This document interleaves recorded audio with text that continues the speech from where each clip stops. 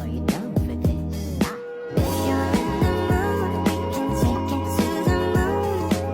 Just like a movie scene, table for two. No need to be fake, I want you to stay. If you're in the mood. Ibu baru menjabat berapa bulan itu? Nah, ibu itu sebenarnya di sini tuh baru, mungkin kurang lebih 5 bulan. Ibu pindah ke sini itu di bulan Mei, kalau nggak salah di minggu ketiga.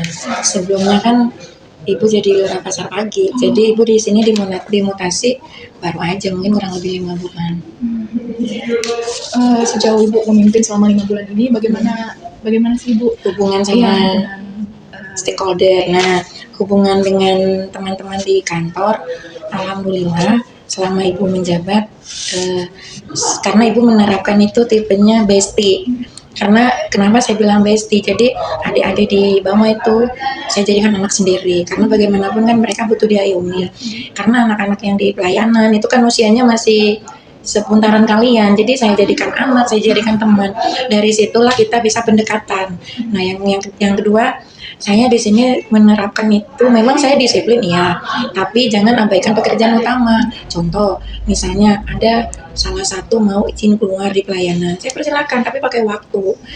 Saya juga bukan tipe yang pemimpin yang suka marah-marah. Kalau marah-marah itu nggak memecahkan masalah sebenarnya. Jadi ya itu tipenya saya, mungkin karena saya juga orangnya begini nggak bisa marah, jadi saya jadikan teman lah, bestie. Kalau anak sekarang itu bilang bestie. Jadi gitu juga sebaliknya dengan RT, karena di sini tuh bukan hal yang mudah. Kami 83 RT dengan jumlah penduduk 32.000. Nah, di Kelurahan Lobakung itu RT yang di kelurahan kami itu yang nomor 2 setelah Kelurahan Sungai Pinang Dawam. Jadi saya ini Kelurahan Lobakung ini kelurahan yang nomor 2 RT terbanyak.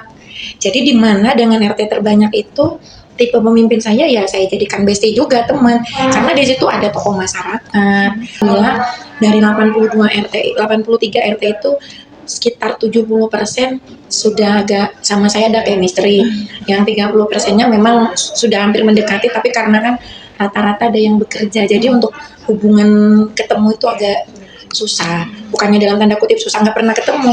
Kalau diundang pasti hadir. Makanya di sini kalau ada acara saya buat 2 sesi, sesi pagi sama sesi malam. kalau misalnya ada tugas atau apapun itu Bu, kayak gimana ibu mengajak para rekan-rekan ibu, kayak gimana ibu memotivasi mereka Bu? Tips dan triknya. Kalau saya berjenjang ya, dari lurah turunannya sektor turunannya ke kasih-kasih. Contoh pekerjaan yang nyata, kami adanya program Pak Wali Kota, adanya Prabudaya.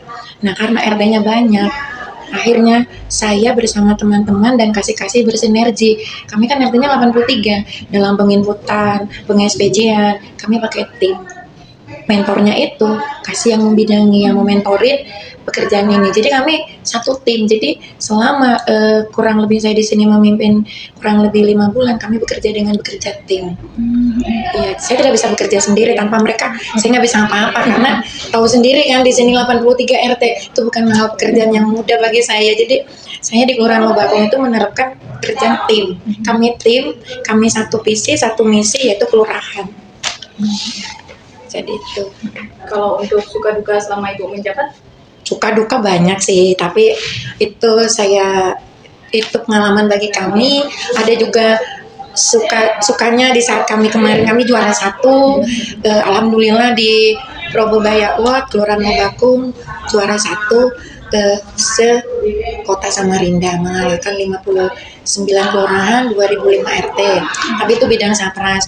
Ya dukanya ya karena RT-nya banyak, jadi otomatis kegiatan yang ada di lingkungan RT itu nggak semuanya bisa saya hadirin. Tapi alhamdulillah saya di sini punya tim yang solid, kami bisa bersinergi.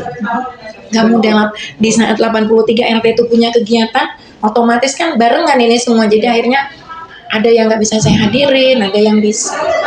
Tapi kami biasanya saya pakai tim di sini. Saya nggak bisa, ini yang bisa mewakilin, yang ini. Jadi saya bagi-bagi, termasuk staf juga dilibatkan. kalau kan pasti dalam satu di kelurahan ini mungkin ada konflik gitu Bu.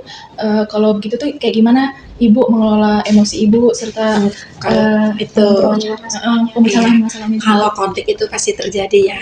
Namanya kita suatu instansi, suatu OPD, nggak mungkin semuanya sempurna. Pasti ada gesekan, pasti ada sikut menyikut, pasti ada ketidaknyamanan. Nah, saya biasanya itu saya berjenjang caranya. Jadi melalui contoh misalnya ada konflik ini dikasih kesra, Pak Kasih tolong selesaikan dulu permasalahan antara staf sama pimpinan.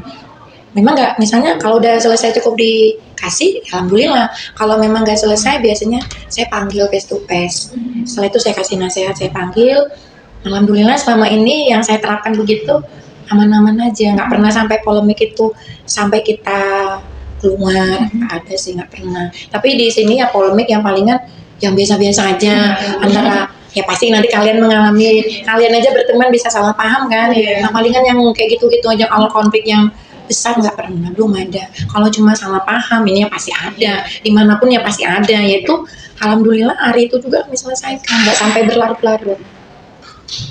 Kalau ini Ibu kan tadi Ibu bilang Ibu menerapkan sistem yang kayak biasa gitu. Iya. Dalam penerapannya itu Ibu mendekatkan diri ke teman-teman yang lain itu gimana ya? Nah saya biasanya gini, kami tuh biasanya ada coffee morning. Jadi setiap ulang tahun di sini pasti setidaknya saya pasti ngucapin walaupun cuma istilahnya kuetar. Terus ada kalanya kami tuh ngumpul bareng, makan bareng walaupun istilahnya cuma mihun. Nah terus yang tipenya lagi saya nggak mau berdiam diri di ruangan. Saya berbaur. Hari ini saya di sini nongkrong. Nanti setelah itu siang saya pergi lagi di sini.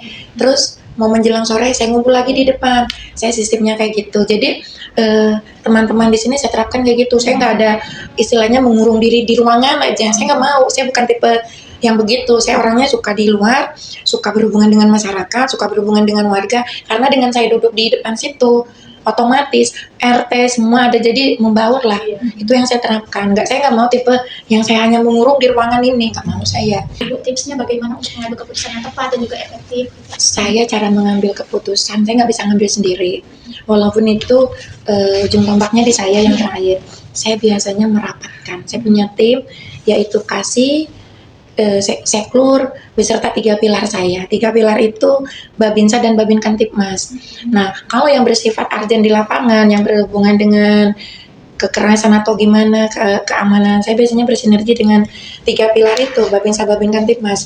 Nah, kalau masalah pekerjaan di kantor, saya biasanya merembukan, kami rapat di saya Lurah, Seklur, Kasih Ekobang, Kasih Kesra, dan Kasih Pemerintahan. Biasanya masukan dari para kasih, dari pejabat struktural, itulah keputusan terakhir yang saya ambil. Walaupun nanti saya biasanya ngasih keputusan begini, tolong Bapak Ibu diakomodir, apa keputusan saya ini sudah pas apa belum, kalau memang belum, tolong dikritik. Nah, saya biasanya gitu. Saya penasaran, Bu. Ini kan staf Ibu di sini lumayan banyak ya. Ada nggak sih Bu staf Ibu di sini yang memang tipenya itu suka menyendiri banget atau introvert gitu?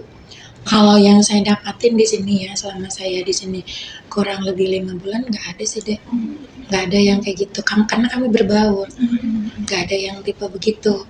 Pasti ada, tapi bukan di sini. Kalau di sini selama 5 bulan nggak ada yang kayak gitu. Kami berbaur bersama-sama. Bahkan kemarin kami family gathering kan, itu sekantoran beserta PKK. Semua ikut ya, Bu? Semua. Karena kan kita harus bersinergi. Itu juga tim kita yang membantu kita di lapangan, kayak ibu-ibu PKK yang tanpa digaji dengan ikhlas dan sukarela, tenaga pikirannya membantu kelurahan, itu bukan hal yang mudah. Jadi dengan adanya begitu, saya kasih reward kecil-kecilan, walaupun tidak bisa dinilai dengan rupiah ya, tapi kebersamaan. Itu udah bilang kalau misalnya ibu nganggap mereka tuh kayak bestie gitu kan Bu. Terus misal karena hal tersebut, terus mungkin bila mana ada yang semuanya itu bagaimana Ibu? Nah, yang saya dapatin di sini nggak ada. Mereka masih menghargai saya pimpinan, masih segan sama saya. Waktu awal-awal menjabat itu kan baru 5 bulan. Pas awal-awal mungkin 1 bulan awal itu ada nggak Ibu merasa canggung? Iya pasti iya ada. Makanya dengan adanya begitu, kita tipe kepemimpinannya supaya cepat mengenal. Ya kita jadikan teman dulu, kita berbaur, jangan ada ruang dan jarak di situ. Jadi kita berbaur, kita komunikasi, karena nggak mudah mengenal seseorang itu. Kalau sebulan 2 bulan nggak bisa deh, itu paling lama itu 1 tahun, kurang lebih 6 bulan. 6 bulan sudah kita tahap pendekatan itu sudah mulai tahu.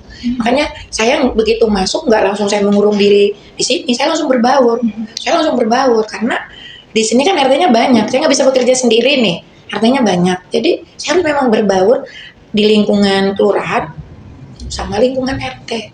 Ada kayak masukan dari rekan-rekan ke ibu sebagai ketua ataupun dari masyarakat kayak masukan kepada ibu itu ada Masukan apa? kayak misalnya saran. Nah, kalau di sini kan cara kerjanya sudah tertata. Jadi antara kasih beserta lurah itu sudah bersinergi. Jadi kasih ini sudah juga berbaur sama masyarakat yang saya dapatin. Selama ini aman-aman aja. Kalau ada masukan itu cenderung berdiskusi aja ya. Iya. Iya. Jadi kalau kayak ada laporan warga tentang ini, biasanya langsung kami tindak lanjuti, langsung kami berdiskusi, langsung mediasi, dipanggil RT-nya, kendalanya apa, permasalahannya apa. Alhamdulillah hari itu juga clear.